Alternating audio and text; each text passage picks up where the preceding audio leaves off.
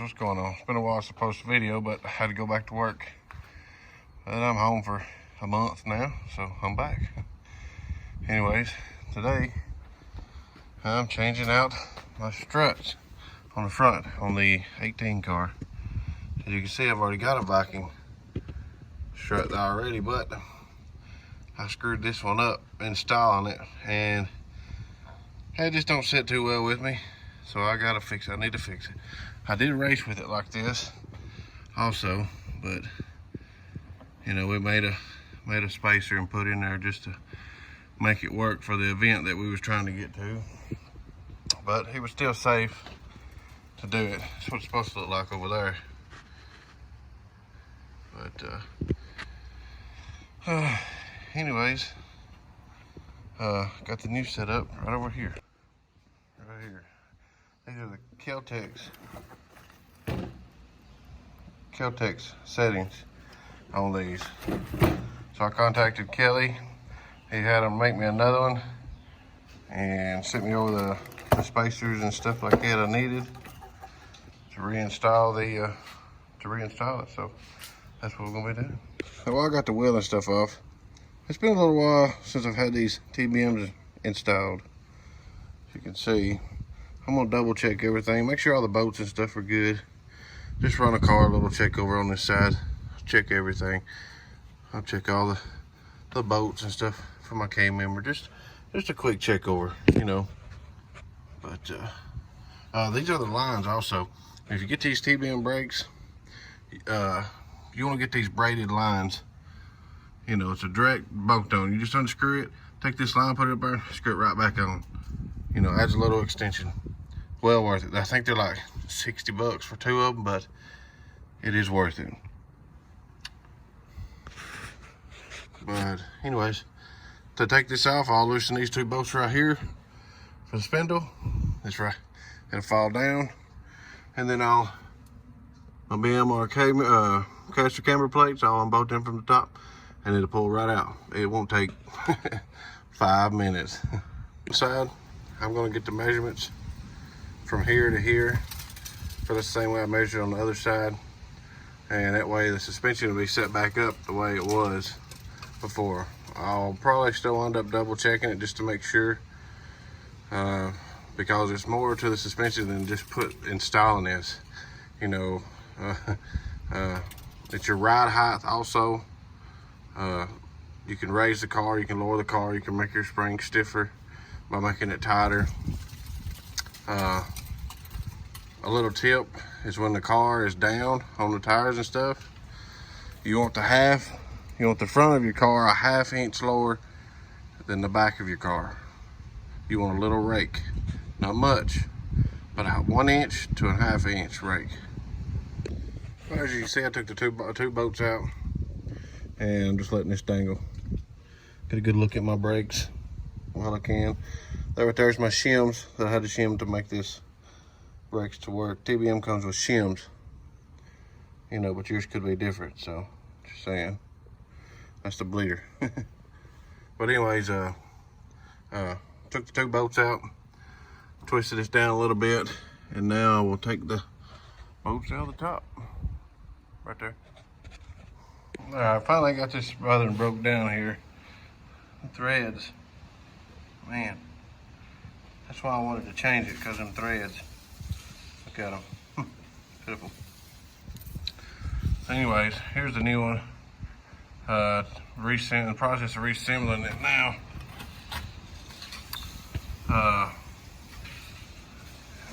I'll explain it what to do on this lower keeper here. See how it's got that little lip right there? You want that up, that'll help lock it into place. And then you'll have this other keeper here, and then your washers. It'll be a flat washer, then it'll be a little bearing washer, it'll be another flat washer. And your spring. This is my spring rate that I run. 2018 and up, you don't need to go below a 200 spring rate. This is 14 inches by 200. You don't need to go below, if you are an all motor 15 to 17, you don't want to go below a 14 by 175. So that's what I run. That's what I run on my other car. It's a 14 by 175 on the front. But then this right here, just I like the to keep the writing and the numbers up. There's something personal on it. It sits on there, and then put that one on there, and then same thing with these washers. A flat washer, a bearing washer, and a flat washer. I go right in this little crevice right here.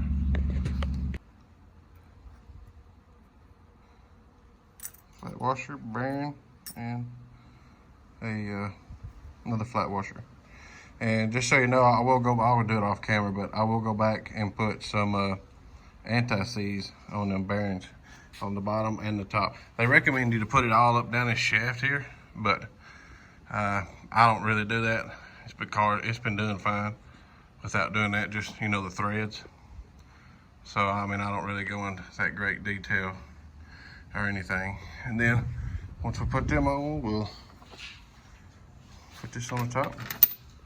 And then I will screw this up to make it for the play right there. And then whatever caster camera plates you get, I'll go on top of that. I'm gonna have to look up BMR's website. If you don't know, that's why they don't send instructions with their stuff, because their instructions are on their website. So I'm gonna get on their website and make sure I put that in the right order for the passenger side, because that is specific. All right, got everything on, got the right way it needs to go. Don't follow my instructions on this right here, because I'm not sure if I got it right. But the first thing people want to do is put an impact on this. Yeah, I've done it. That's how I come up with this. I put an impact on it. That's how that happened. Yeah. So I'm pre-assembling it completely before I put it on the car. That way when I get it tightened up, all I got to do is finish putting this back together like it right there, slide it back into the holes underneath the hood, tighten it up. There it is. It's good. But the proper way to tighten this is to get a wrench. As you can see, focus, there's no threads on the very top.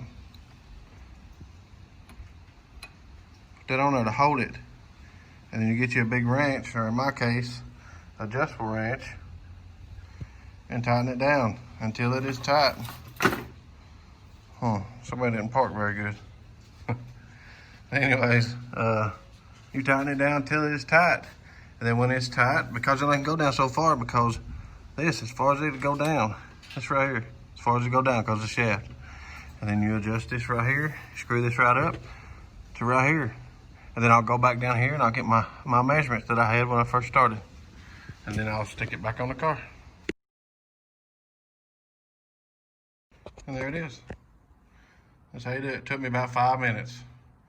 You know, it's just the security of knowing that it's done right. And then last time I screwed up, done an impact right there. It took me, it was time consuming because it's a lock washer, but it took me 5 minutes. And finished product. That's what it looks like. Matches the other side over there.